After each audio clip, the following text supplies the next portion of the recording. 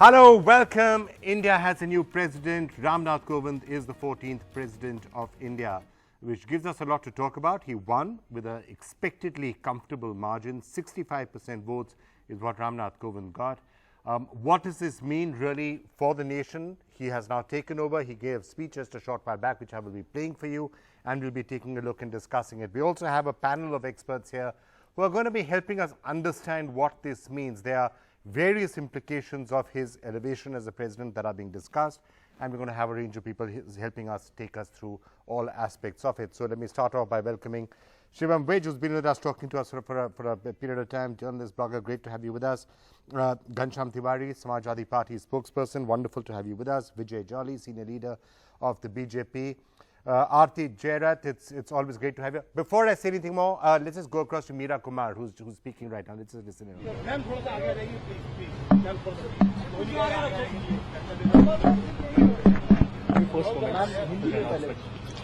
मैं सम्मानीय कोविंद जी को बधाई देती हूँ भारत के राष्ट्रपति चुने जाने पर। मैं उन्हें अपनी शुभकामना देती हूँ कि इस कठिन समय में उनके ऊपर संविधान की रक्षा का दायित्व आया है। मैं धन्यवाद देती हूँ श्रीमती सोनिया गांधी को और सभी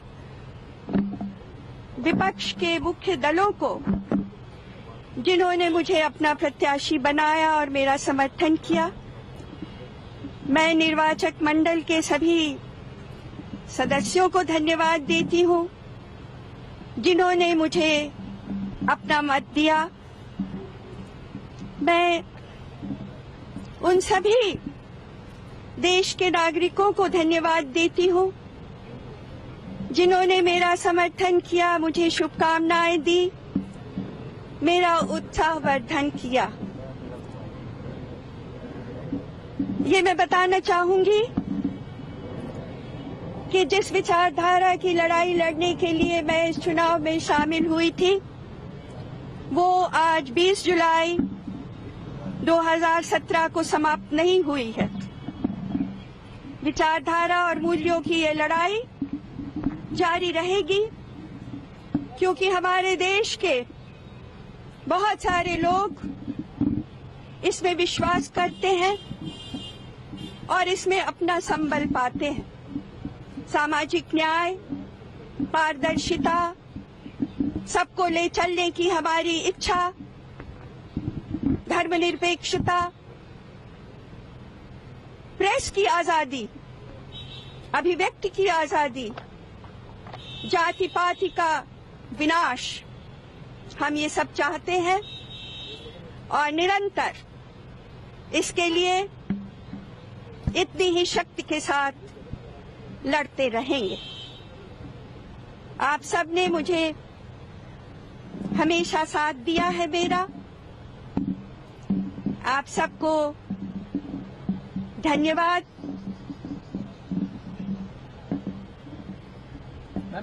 I want to congratulate Shri Kovind ji on his election as the President of India, our great country. I extend my good wishes to him, as it has fallen upon him to uphold the Constitution of India in letter and spirit in these most challenging times. I want to thank all those honorable members of the Collegium who have voted for me. I want to thank Srimati Sonia Gandhi and all the leaders of those opposition political parties who unanimously made me their candidate in this election. I want to thank my countrymen and women who have extended their good wishes to me and have supported me.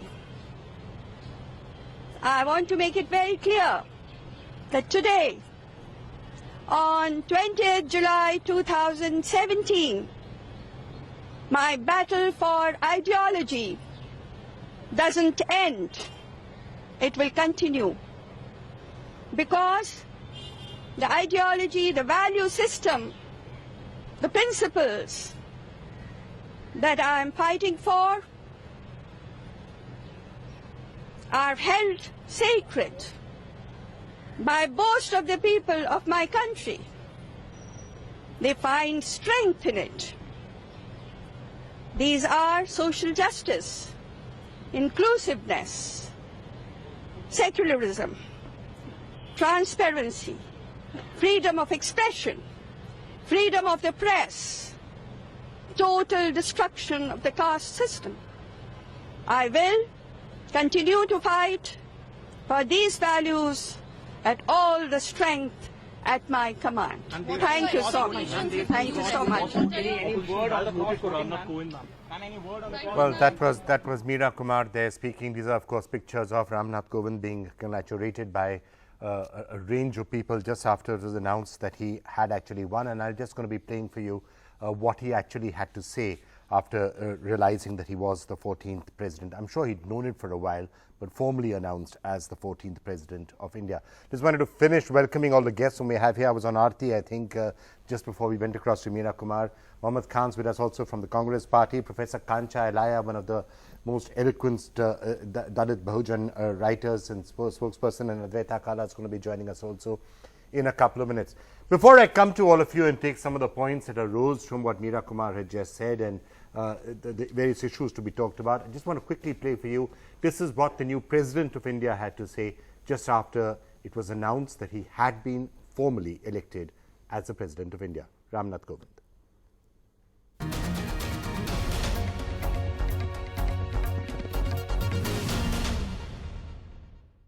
Media के सभी मित्रों नमस्कार।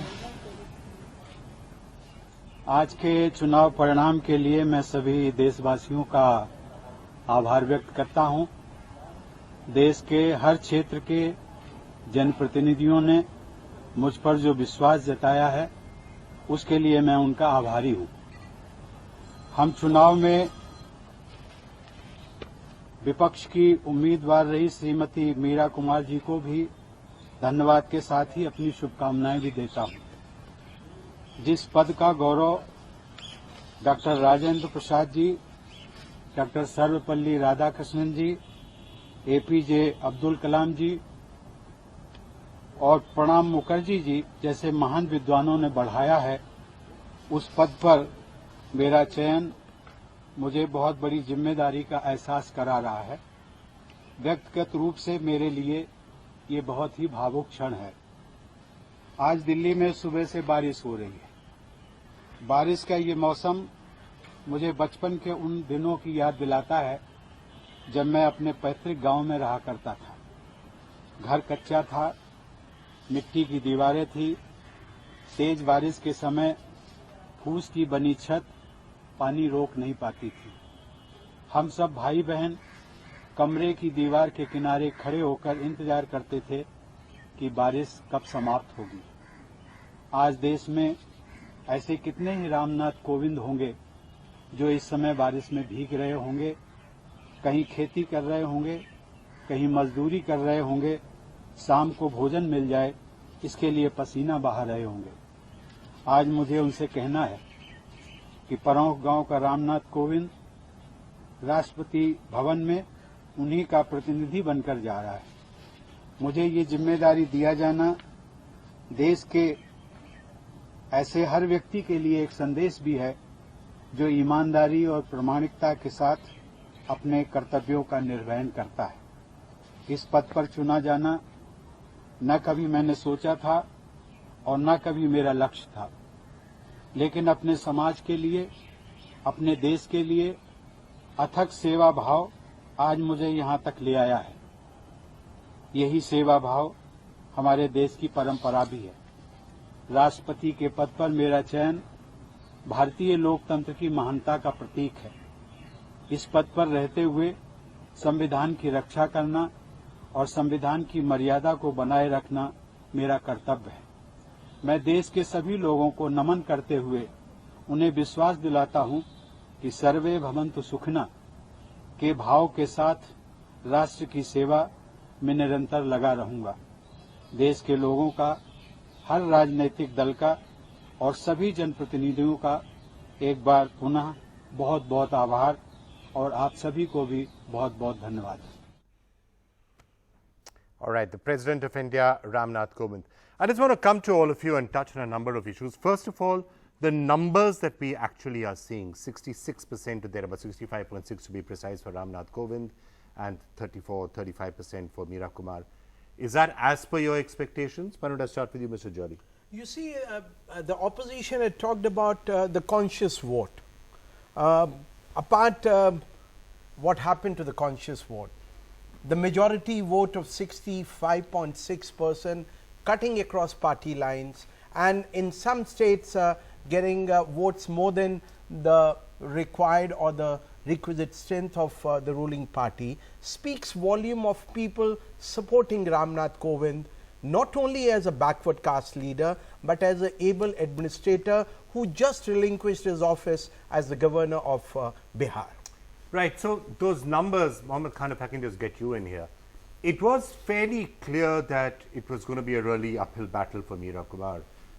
What did the opposition in some way not get its act together in being able to find a really good candidate in advance? A lot of people did go across to Nath Kovind in those early minutes or those early hours when it wasn't very clear who the opposition candidate was going to be. Maybe if you'd announced Meira Kumar right from the beginning, it could have been different. Nitish Kumar may or may not have gone across, and other issues may have well come into play. I'll address the issue of Mr. Nitish Kumar's voting later, but let me begin by saying this. When Mira Kumar wrote to the various electors, in her very letter, she pointed out, we are aware of the odds that we face. We know the numbers that are stacked against us. It's never been about the numbers. In fact, repeatedly on your channel, on other channels, we've often pointed to the fact that yes, we know the odds we're facing, but it's not about winning this election. It's about taking a stand. It's about the fact that this is one of the most acrimoniously contested elections in the history of presidential elections in India, V.V. Giri's being the only exception. I would say this. Mr. Kovind has been elected the president today. We extend our heartiest congratulations to him, and we hope he will rise to the standards of the occasion. And I'm certain that he will do his best to distance himself from the political influences that might seek to cloud his judgment. We have always believed Mr. Kovind to be a fine candidate because from the very outset we have never questioned his credentials, unlike what they're doing with our vice presidential candidate, because it was never about Mr. Kovind. We always said it's not about Mr. Kovind. It's about the fact that the nation stands at a crossroads right now. And this election right now is to remind them not to undermine the constitutional institutions on which this practice is built. Okay, interesting point. I'm going to come back to that and discuss that at some length, what you're referring to. Would you just like to say something on the numbers that have actually come up? No major surprises, I think. You'll find some areas where you'll have to investigate whether there was cross-voting, whether there was not. But it's not that something is really jumping out and catching your eye or surprising you. So first and foremost, I would like to congratulate the 14th President of India, Mr. Kovind. As far as numbers are concerned, if you look at all the 14 elections that have happened so far, this is the second highest an opposition candidate has gotten in a presidential election. The highest was 4 lakh something in one I think the 5th presidential election. So when Mr. Jolly talks about, or BJP talks about that they have a historic win, the win is historic because we have a new president. And the president has a BJP linkage. He's not an RSS man, but he has a BJP linkage.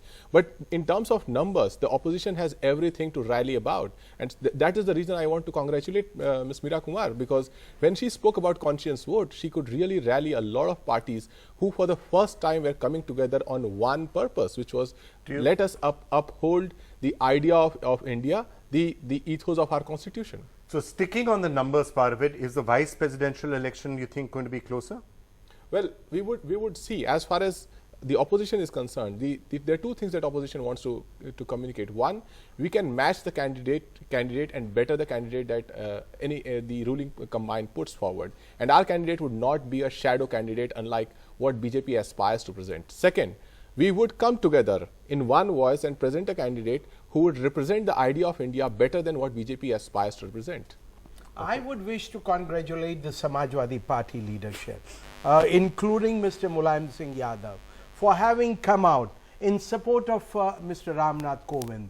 Hats off to the opposition unity in the country. Hats off to those lines where they had talked about a conscious vote. Well, Nath Kovind has won with a record margin, and I do expect, he mentioned that he is a BJP man and not a RSS man. I wish to point out to my esteemed colleague from the Samajwadi Party, Nath Kovind is the one and the only one President of India who, not as a nominee of the presidential election, but as a member of the BJP, had donated his ancestral house in UP to the RSS. That shows his commitment as a swim saver.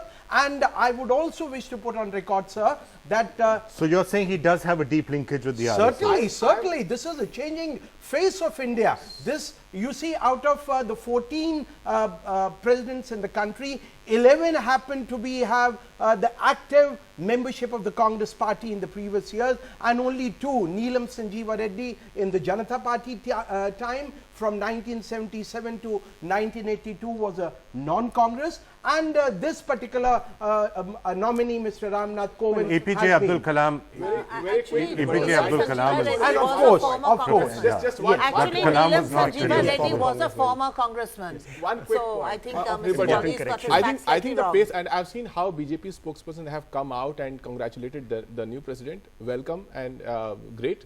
But the pace at which they have congratulated, at a greater pace they have forgotten APJ Abdul Kalam.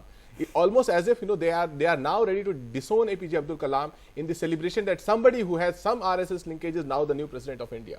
Okay. Just wanted to ask you, sticking to the numbers before I come to the rest of it and ideology and the rest of it, how are you expecting the vice presidential election to pan out?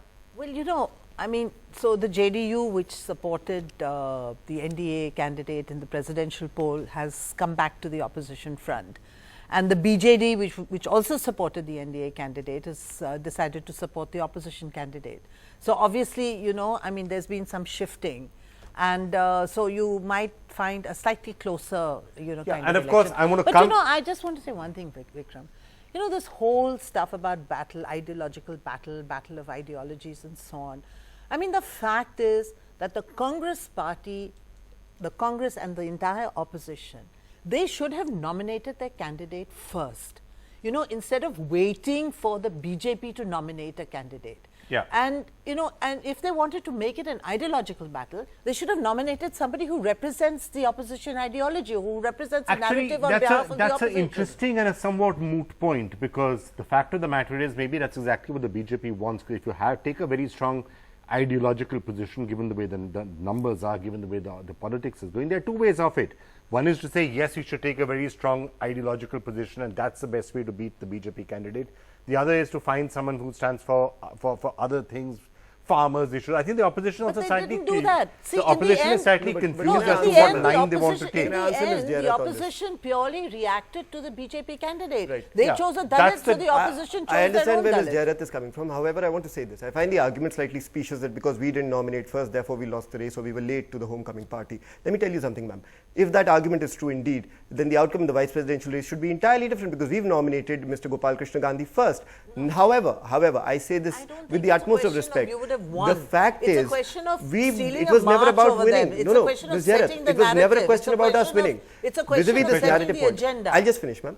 Now, vis-a-vis this point of making a narrative, of having a narrative, etc., it is the job of the government to reach out to the opposition. This is a bipartisan post. This post is above politics. You swear to protect and defend the Constitution. This post is supposed to be above all of that. There wasn't- But this wasn't- government hang on, made no wait. overtures, Wait made a no minute, wait a minute. effort to reach out to the opposition. As far as That I is know, the and whole somebody point. can correct me, as far as I know, there wasn't even a detailed amount of discussion within the BJP. Forget about consulting. Three-member committee, consulting the yeah. opposition. They So constituted which a world are we three-member in? committee, They which didn't- behind closed doors There were selected the cabinet candidate and ministers who informed didn't know everybody his name else. was coming out. Absolutely. There were cabinet ministers who didn't know. You really thought they were going to consult you? Well, we did give them the benefit of the Well, doubt. it was Mr. Venkaiah Much Naidu. to our Jolly, actually, I mean, isn't that true? Much to our Mr. credit, we Word, gave you them the see, benefit of the doubt. under the present, dispensation, it's not as if there was a major amount of consultation within the BJP. You see, I would rather say whatever decisions are taken in the BJP are taken with consensus and it brought consultation, number one. Number two, to be fair, the consensus is often done after the decision is announced. The decision is told that this is the person, and then there's a consensus around it after that. Well, you see, when I was also a party activist or leading one section of the party in the capital as a youth wing, we always used to go with a pre-decided mindset. Meeting mein ye karna hai, otherwise the whole polity goes haywire. So when the party decides, and the best decision in the present circumstances was getting northern India and southern India on the same wavelength in the presidential polls and in the vice presidential polls. And one of the other factors that was referred to at great length is the fact that being a Dalit leader, there is something else that the party is really trying very hard to do to refashion itself from being an upper caste party or even a suit boot ki sarkar, remodeling itself towards the poor and remodeling itself towards the OBCs and the Dalits. And by the way, that is one factor which we should talk about at some point. Absolutely. It is possible if Mr. Venkaiah Naidu wins, you're going to have a situation which is again going to be quite unusual.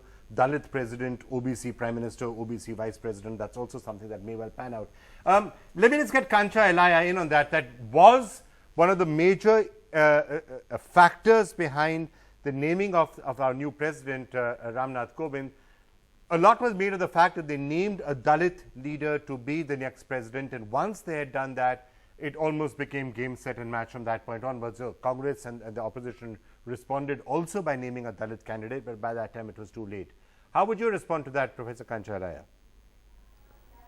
No, Vikram, if you go by the numbers, I think Mira Kumar has not done badly at all. The projection of 63% and the other projection of around 37. Now she has got more than 4 lakh. Here is more than 7 lakh vote. Now this is expected when a candidate is sure by the winning party, even at that level. Now that is not really surprising, but the real question is, I am really happy about what Ramnath Kovind has said in his speech, that he comes from a Dalit family which did not have a shelter that could protect them from rain, and he was not even guaranteed the night meal in his childhood. But here is a president who is going to sit in the Rashtrapati Bhavan when his own party members are leading a talks against the Dalits. This whole question of cow agenda, which is their food, Ambedkar categorically said that this is what differentiates Dalits from the rest because they eat beef. Now this government has pushed this deliberately, and it has come to a level that Dalits all over the country are in terrible fear. Now here is a president who is assuring them. Would he really protect them? Would he transform their life from untouchability to others, or at least speak out as much as K.R. Narayanan did? Otherwise, I will tell you, this will be the last chance of BJP and this kind of attempts of tokenism also. Okay, let me get Advaita Kala joining us. Let me get her sense on it. Advaita, the point Kancha Elaya is making is, seeing as he's been projected as a Dalit leader, is he going to take a position on some of these issues? As K.R. Narayanan, as you correctly said, sometimes did. Was that going to be a difference? Is that the way you would visualize it to be, or would you like to see him as a president who's going to be above all sorts of ideologies, really, and just perform the job as being a president? Would you like him to see him taking position in some areas?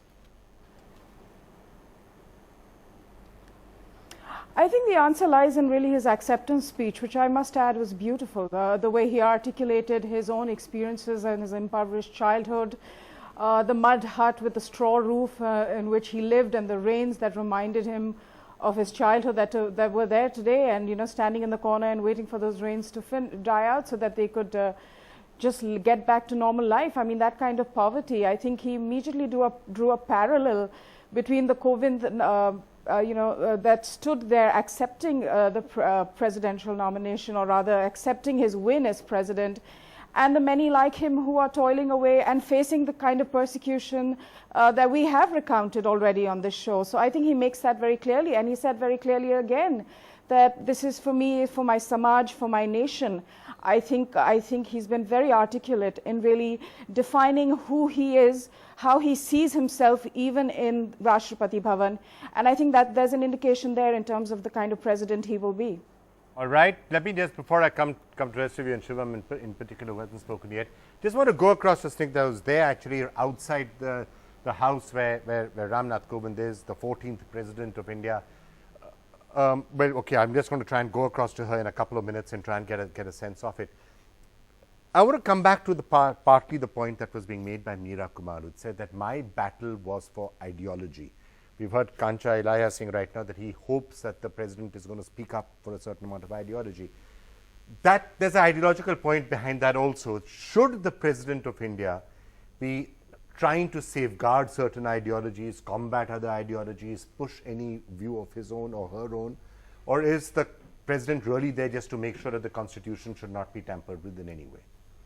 Well, as has often happened, we've had presidents from, we've had a president, for example, Pranab Mukherjee, one of the senior most and the most well-known Congress leaders, very few people associated with the party the way Pranab Mukherjee has been, and yet when he was the president, he was dispassionate and non-partisan to the extent that Narendra Modi eventually comes out and says he was like a mentor to me, he was like a guru to me, which was great to hear actually. What sort of a position should the president take? I think when Pranab Mukherjee made noises about intolerance, I'm sure many in the BJP did not see it as being non-partisan. They didn't say it out of respect for the post of the President of India. So, what is partisan, what is non-partisan can often be yes and no. subjective. Yes, hang on, yes and no. Yes, it was the President of India did speak out repeatedly about intolerance, about saying, yes, you must have freedom of the press, yes, you must have freedom of expression, we must not allow X, Y, Z to happen. The President did come out and say it repeatedly. But what he's saying in that is just underlining what the constitution of the country is saying. If he says that you should not have intolerance, that freedom of speech is guaranteed, freedom of press is guaranteed, he's speaking on behalf of the constitution. He's not speaking for or against any political party. I'm just saying that from time to time, you could take it as an implicit criticism of a political party if it thinks it's trying to do something about it. In the case of the political troubles, Arunachal, for instance, a more activist president would have openly said this is wrong, this is not on, right? And Pranab Mukherjee did not. So these things can be subjective from time to time. Correct. But I want to say something about the business of ideology and winning. Mohammad Khan repeatedly said it's not about winning, it's not about winning. Now, these days, any election for the Congress party is not about winning, right? You can keep saying ideology, but unless you have the ability to take to the masses what your ideology is, today the people of India don't even know what the opposition stands for. And it's definitely about numbers, definitely about winning, because the NDA by itself. And shall I tell you one of the reasons why they're confused? It's because the opposition is also confused. There's a reason for it. The opposition feels, perhaps correctly, that if we say this is going to be a very ideological battle, we're going to take a fight against, what is happening in the name of the majority or cow or whatever it is, we're going to end up losing elections. So maybe we don't want to have a polarized election. That's to put a fine point in it. No, but if you're done, I would like to respond very quickly. No, about numbers. Isn't that the concern that there is? No, in section of the opposition, you don't know whether to make it fully ideological or not. In fact, Shivam began by saying that it's about, we knew we were going to lose, it's about numbers. Sir, but the fact remains, this is not surprising to anyone. This is about making a statement. I would expect this from the BJP because they are staffed. Let me finish. No, but you made a point, so I just want to quickly answer that. And then you can go ahead. I haven't even made a point fully when you want to answer. No, the first one. Let me see this and then you answer. Let him finish his point, then I'll come to you. The thing about numbers is that NDA by itself was reaching something like 49%. Yes, they would have won the election. But when it goes to 65%, when a number of non-NDA parties plus some cross-voting, what it does is it gives the impression that a party that came to power with 31% votes is today getting 65% votes in the presidential election. It's not unfair at all.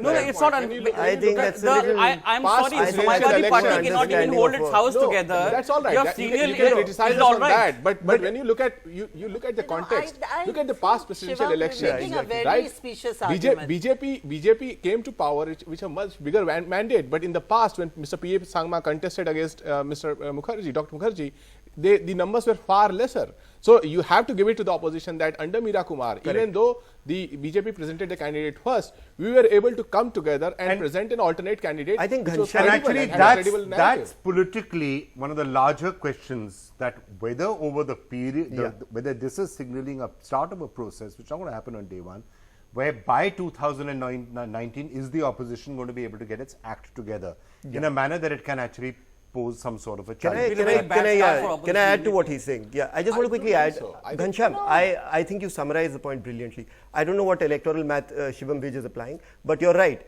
In terms of sheer math, of course, the very fact that we have an election where it's 65 to 35, again, should spook the government.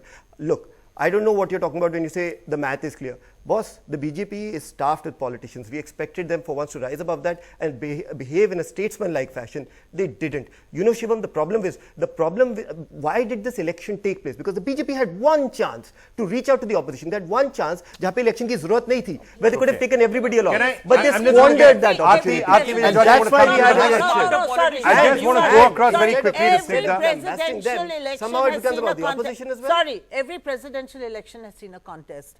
We have never had a consensus. The only election where there was no contest was the one where Neelam Sanjeeva Reddy was elected in 1977. And also, I can't see why the BJP would necessarily want a consensus candidate for reasons I'm about to come to. But before I come to those reasons, let me just go across to Snigdha, who is there in front of the house where the new President of India, Nath Kovind, actually is. Snigdha, what's happening there? We've been seeing all these pictures of celebrations for a while. What's the atmosphere there like right now? Right. Vikram, I can tell you here outside Nath Kovind's temporary residence, there's a flurry of ministers and top leaders who have been coming in to congratulate him. In fact, here we have many ministers who've come in. Meenakshi Lekhi was also here. And just a short while ago, Mr. Amit Shah, the BJP president who lives right across to Mr. Kovind, actually just literally took a stroll out of his house with his, couple of other ministers, and walked down to 10 Akbar Road, which is Mr. Kovind's temporary residence, until he, of course, moves to the Rashtrapati Bhavan to congratulate him. And what is actually happening inside, what awaits them inside, I can tell you the state of the road. The entire road is cordoned off because the Prime Minister is expected any time now to come and visit Mr. Kovind, and all of them inside expecting a huge celebration, of which, the preparations were underway from late afternoon. That is when 2 gazebos and a stage has been set inside. Flowers, trolleys of garlands and bouquets have been going inside. Decorated for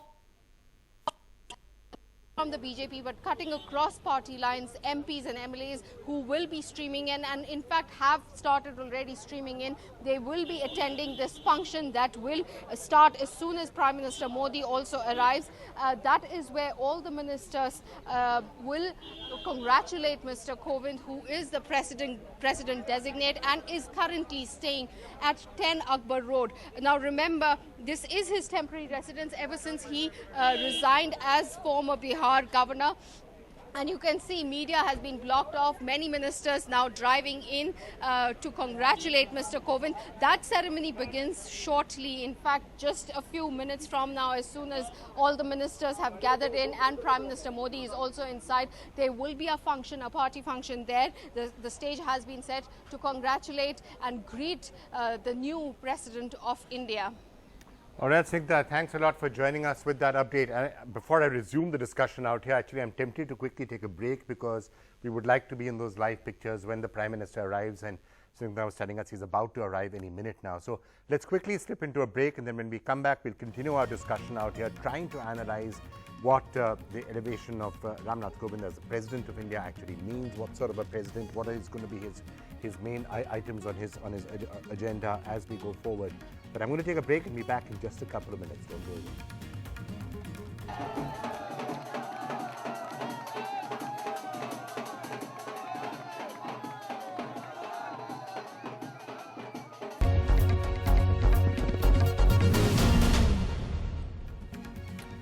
Good evening, but in case you're just switching on your TV sets, Nath Kovind is the 14th President of India, winning by some 65% of the vote. We were actually originally expecting that the results would only be announced around 6:15, but it was, I guess, a slightly open and shut case as it turned out, and so announced even before that. He came out and he made a speech, which I'll play for you in just a couple of minutes, talking about what it means to him and for the village where he actually grew up. A couple of interesting things that also come out in the numbers. Cross-voting may not be quite as much. Interestingly, in Gujarat, there seems to have been some cross-voting by some Congress people on the other side, something which perhaps needs to be kept in mind. The other interesting thing is that there were some 21 MPs who were disqualified for not voting correctly, which is slightly baffling. I mean, it's not that tough to do. Well, obviously they weren't given proper training by their party, and I would really like to know How tough is it to mark a single line in a little square like that? How tough is that? Absolutely. So I'd really like to know which parties these MPs belong to. Yeah, that would be very interesting to find out. That needs to be investigated. Would the possibility of cross-voting, it wasn't massive, but there was some cross-voting, especially when it comes to Gujarat. I think Ghanshyamji answered this question at the outset. He said this is well within the margin of what we expected. Even these percentages, etc., are exactly within the realm of what was calculated. Again, I think we're focusing too much on the numbers. I believe that we should focus on what this election stands for. Long after our debates here are forgotten and long after this president has served his term, this election will be consigned to the history books for how acrimonious it was. And that is something that no amount of clever vocabulary, etc., can take away. Mr. Jolly, do you agree with him that this is a particularly acrimonious debate and there's a lot of ideology behind this, or have other elections also been very similar? Well, you see, every election does generate a lot of heat. I was rather surprised when I just heard the speech at the Thanksgiving by the opposition candidate Meira Kumar. She talks about an ideology. She was a member of parliament for a number of years. Her father was a union cabinet minister, Babu Jagjeevan Ram.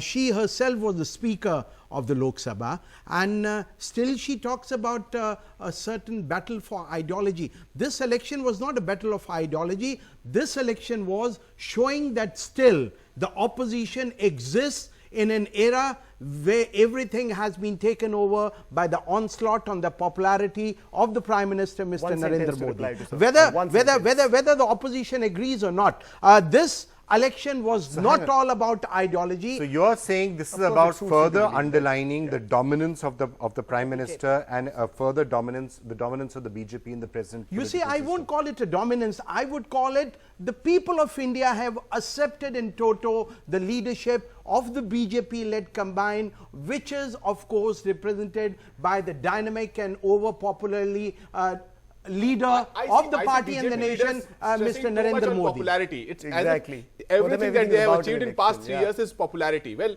when Prime Minister became Prime Minister, he was popular. And 3 years down the line, he's still popular, and nothing more to say. See, when we speak about ideology, but can there something? This is slightly different. This is an election for the president, and Kanchalaya, I want to just get you in, and Advaita, I want to get you in on this.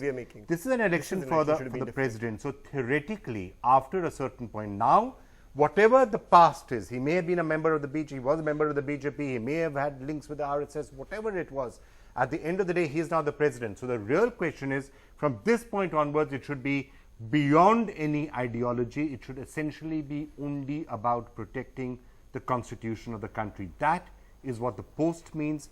That's what history shows. That's really what the constitution says. It's essentially now about protecting the constitution. Professor Kanchalaya, would you agree with that? Although you were saying a short while back you'd like to see him being activist in some areas.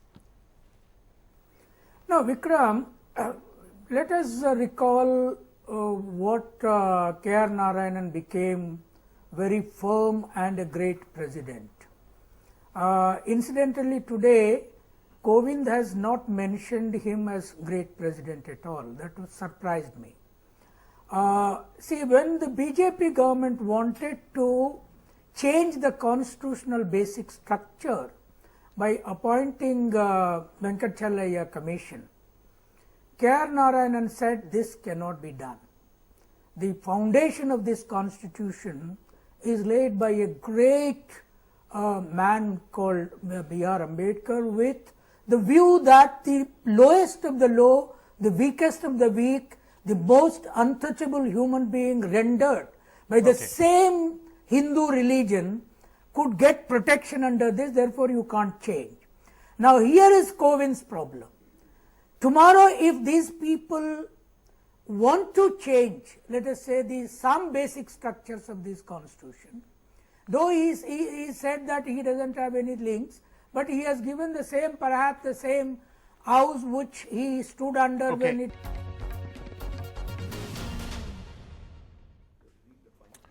Welcome back. Well, President Nath Kovind elected 65% or thereabouts of the votes.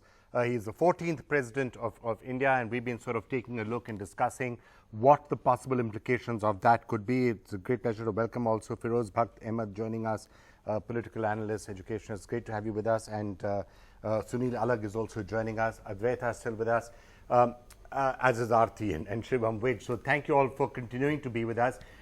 Before we went and took a look at what Arun Jaitley was saying and that discussion that is taking place on mob violence, and strong comments there from Arun Jaitley as well, we were talking about Nath Kovind and what it means, his elevation as a president.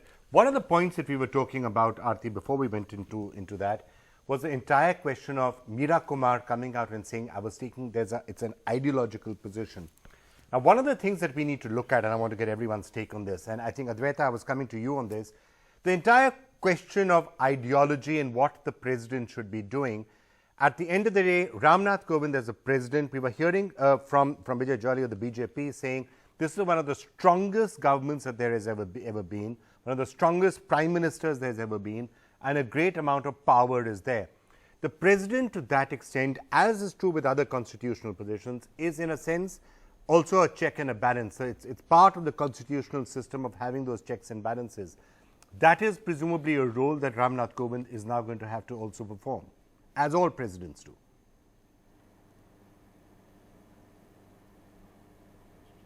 Absolutely, there's no doubt about it at all. And I mean, he set his own precedent. If you look at his term as governor of Bihar from 2015 to 2017, there was no BJP government in that center. If at all, I mean, it was rather acerbic, the relationship between the ruling alliance there and the center. So he managed to balance that, not only balance that, but he came away from that being acknowledged for his really bipartisanship, or rather not having any party leanings, so to speak, to the extent that Nitish Kumar went ahead and supported him based primarily on his own credibility and his own stature. And I think that is indicative of the kind of president that we can hope that he will be, which will be one that will be above party lines.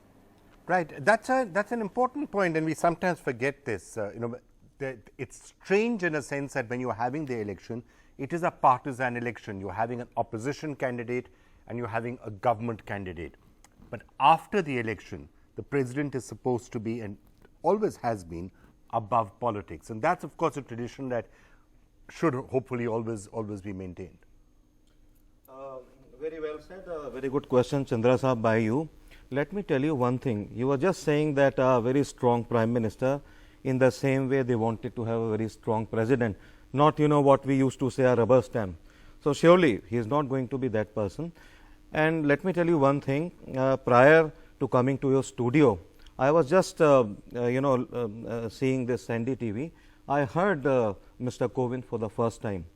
And the way, in his statement, he mentioned his old thatched roof house, how, he was, just down to earth, grassroots levels life.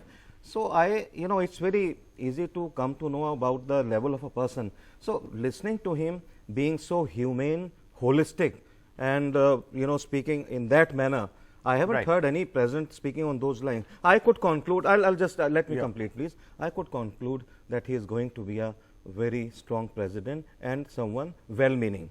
All right, that's an interesting point. I'm going to actually play that speech for everyone again, just in case you missed it earlier. But Sanjay Jha is joining us in the program. Just want to ask you of that aspect of it. Sanjay, we heard Meira Kumar saying that, complimenting, of course, Nath Kovind for winning the election, saying that her fight was a fight for ideology that would continue. The hope and the expectation whenever a new president is elected is always that the tradition and the culture and the ethos of India all this time, that the president is always above it all and should continue to stand and only be protecting the constitution as opposed to anything else. That's always been the way it's happened in India, and Firoz and others saying that that is, of course, what Mr. Nath Kovind is presumably going to do going forward. Firstly, Vikram, through the medium of the NDTV, one would like to congratulate Mr. Nath Kovind all over again for winning the presidential contest to a very prestigious and the august office. The principal point, Vikram, that we have reiterated right from the very beginning is that the president, yes, is a bipartisan position and is supposed to, safeguard constitutional sanctity, the values that we.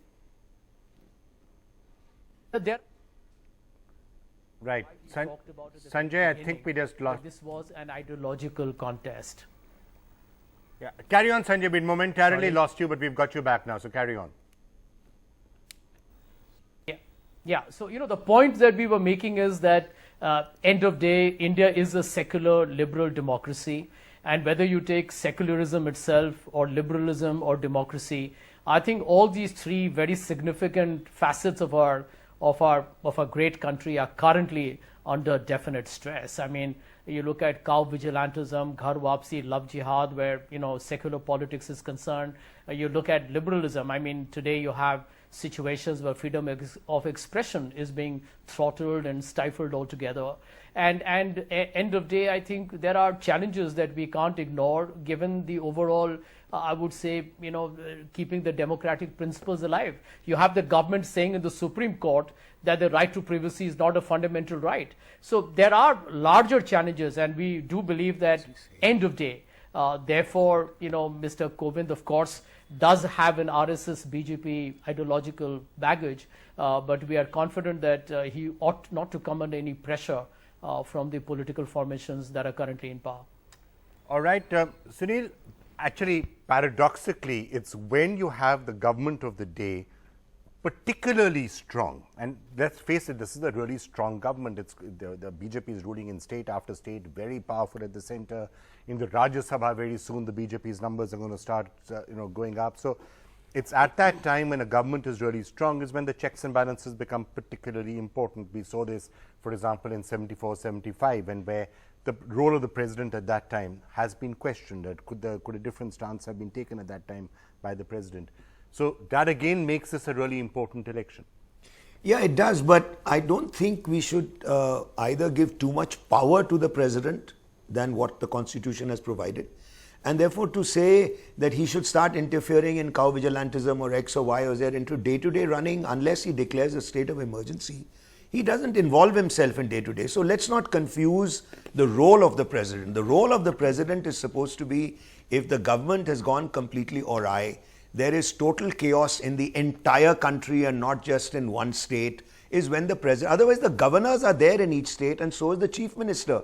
So I don't want to confuse two things up altogether by saying the president should interfere. In the sense that it is incumbent upon the president to on occasion look at the prime minister or the government and saying, I don't agree with this. Or if parliament has passed a law which the president doesn't agree with, president has a right to say, I want you to think of this again. It's that voice of caution, of sanity. Can I just say one thing? Can I just say one thing that, see, the Queen also of England, when she disagrees with the government, she will have a private conversation with the Prime Minister, which nobody knows about. Yeah. Now, if you're expecting the President to come out and take the Prime Minister on, no. What is he going to do? Yeah, so what is he going to do in private? What are his views? Look, here you have chosen, I did not know about this gentleman till he was nominated. Then you start reading, he's been a Supreme Court lawyer.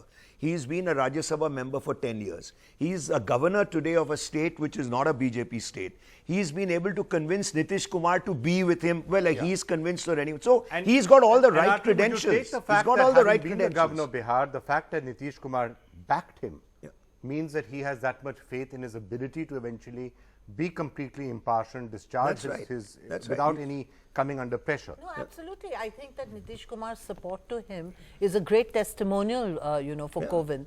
And I think that, we completely agree with Sunil. That, and, we saw this even with Pranab Mukherjee. If you remember in that speech he made very recently at some book release function, where he said that there were differences between him and Narendra Modi. but they never spoke about them in public. So, you know, whatever consultations they may have in private, these remain private and they do not go on record. And, you know, I mean, I would expect that a man who is well versed in the law and the constitution, you know, would give the relevant and necessary advice. Ideally, the relationship is, I mean, the sort of a relationship which you had even with Pranab Mukherjee and Narendra Modi was one where presumably, and they've said it, that there were times that they disagreed, but at the end of the day, it didn't come out, different ideological spectrums, and yet you have Narendra Modi saying that Pranab Mukherjee has been like a mentor to me. Absolutely. Now, Sure, Ramnath Kovind is going to have to find that relationship with Narendra Modi. It's now a totally different... I doubt it, because, you know, Pranab Mukherjee was appointed by a different government. Ramnath Kovind owes his job to Narendra Modi and his regime. The fact of the So matter, you're saying he's going to find it tougher to be able to put his foot down? He is going to be more like Pratibha Patil. He's a plain rubber stamp president. That's the fact. Is that a rather strong statement that's a to very make strong at this statement. particular point? I mean, till we see any evidence of that. We would be happy to be surprised, but it looks like, you know, even when the Congress was in power and we had a one-party monopoly, you get a rubber stamp president. You get a strong president. It's happened only once or twice that decisions have been taken. I mean, it's not, most of the presidents in the past when the Congress was strong, it's not that there were a couple of times when presidents have taken actions that have later come under scrutiny and saying maybe you should have put your foot down. But quite often presidents have found the ability to look at strong prime ministers and say, no, I don't agree with you. It could have been Jawaharlal Nehru, it could have been Indira Gandhi. No, I think similar thing happened when Gyani Zail Singh was the president. There were some differences between Prime Minister and Gyani Zail Singh. I mean, that's a past story. I just want to make a, you know, observation on what Arati just said. I mean, let me tell her that this time, you know, having elected him, the BJP has played its cards very deftly and cleverly. When you know, Alag also said that, well, you know, he was in Bihar and then he took Nitish to his side. So they have played their cards. You know, in the earlier years, I am reminded of Pratibha Patil being made the president, right? So there were no calculations, and Congress just, I do not know what was at the back of the mind of Congress that they made her the president. But this time, BJP has been very, very deft, and politically they have been correct in choosing a president that will in fact be a strong president and will be a man of conscience. What is a strong president? The president's role is pretty well defined in the constitution. There are limits to the president's power. Even if he disagrees with the government, you know, and he sends back whatever they have sent to him. If the cabinet sends it back to him, he has no option but to sign it. So, I mean, what is a strong president or a weak president? I want to say a strong president is a president, Aarti. So, I think let's not, you know, overplay this whole business of how much the president can do and how much the president can't do. A strong president is a president who actually speaks the voice of conscience and the voice of sanity. And having heard him, as I told you earlier also, having heard him, the way he talked about his days spent in poverty, the way he said that it used to rain and there used to be, you know, tap water almost falling down from our thatched roof. He used to stand by the side of the wall of our hutment. No, he comes from a poor background. I think this is not just pure jargon. He is a person who actually means all these things, and I think in the days to come he'll do a lot of work for all right, let me just go out and get a final thought from Advaita on this. We were hearing, I mean, Shimon was saying that, you know, the fact that he owes his elevation to the Prime Minister, he was hoping he'd be able to take him on. Do you think that is, when it's required to be taken on, you don't have to just have a President or a Prime Minister at loggerheads without rhyme or reason, and somehow, as I was been saying, Pranab Mukherjee and Narendra Modi somehow found ways of getting it to work. But it is a change in relationship now between Ramnath Kovind and Narendra Modi before today, and from now, this point onwards, he is now the President of India. I think the bottom line is they have to work together. I mean, that they have to make it happen, and they certainly have more in common in terms of making it work out well and to the advantage of the country, not just in terms of each other. I agree with Aarti here. You know, let's not overestimate the role of the president. I mean, you can look back in 1962 and Rajendra Prasad, and one of the most definitive things he did was really convince Pandit Nehru removed Krishna Menon, you know, from his position, and that was one of the landmark instances of a president exercising his authority. But even if you look at the Constituent Assembly debates and the context of the whole indirect vote and why our presidents don't go cross-country campaigning and seeking the popular vote from the people, is for this very reason, because like Napoleon, you didn't want a president who was in contest with the Republic and then went ahead and overthrew the Republic because he could stake claim on the popular vote as well. So I think the constitution makers have been very clear in terms of who holds the popular mandate and who is really there for a certain specific role. And I don't think there is a conflict there. All right, Advaita, thanks for joining us. Thanks for joining that perspective. I just want to get Sanjay Jha in. A quick final thoughts from you, Sanjay. Advaita's point is, he's got to work with the Prime Minister. The President is not supposed to be a second power center, but part of the checks and balances and, if you like, a voice of sanity. Would you agree with that viewpoint? Vikram, undoubtedly we will all agree that the Constitution is sacrosanct, is consecrated and has to be protected under any circumstances. I mean, I'll just give you one example of where our concerns come from. The end of day, everybody has to agree that the ideological mentors of the BJP has been the RSS based out of Nagpur. Now, when Mr. Modi gave Mr. Mohan Bhagwat the official broadcaster platform in 2014, and Mr. Mohan Bhagwat talked about creating a Hindu Rashtra, that is against or that's anti-Indian constitution. Now the President of India, who is an ex-BJP and has an RSS ideology behind him, will have to protect the same constitution that his previous gurus were actually broadcasting against. That's Can I just add one point? One quick point. Calling the president, a stooge of RSS, BJP, I think this is... No, 1 second. I'll add one quick point. Vikram, just one last point to Sanjay Jha. Look, just because you come from RSS background, so did Atal Bihari Vajpayee. So a lot of people came from RSS. That does not mean that they voice whatever is being said. Now, this is the most ridiculous assumption to make, that because he's got an RSS background, he'll say whatever is being said. What is wrong if he comes from RSS? It's fine. RSS is some organization. It's a very disciplined platform. Firstly, he doesn't come from the RSS, so let's get our facts clear. He joined the BJP in 1991. All right. Secondly, I think we need to wait and watch and see. Give Ramnath Kovind a chance before we start shooting him down. Absolutely. We have to see how he... Calling BJP a black sheep, RSS a black sheep, and that Kovind is from that side. I think this is very unjust for Mr. Kovind. It is also very clear that the President has very limited powers under our Constitution. Very limited Shivam, powers. final thoughts from you, then I have to end this. I think Congress keeps saying ideology, RSS can't even keep its own house in order. 11 MLAs in Gujarat of the Congress party have cross-voted for Ramnath Kovind. You can't keep saying ideology when you can't do politics right. I mean, you can't blame RSS or BJP for that. I'm not blaming I'm blaming Congress party. I'm blaming the Congress. No. He's on your side. I'm blaming the Congress party. He's on your side. Okay. All right. I'm going to have to end it there. But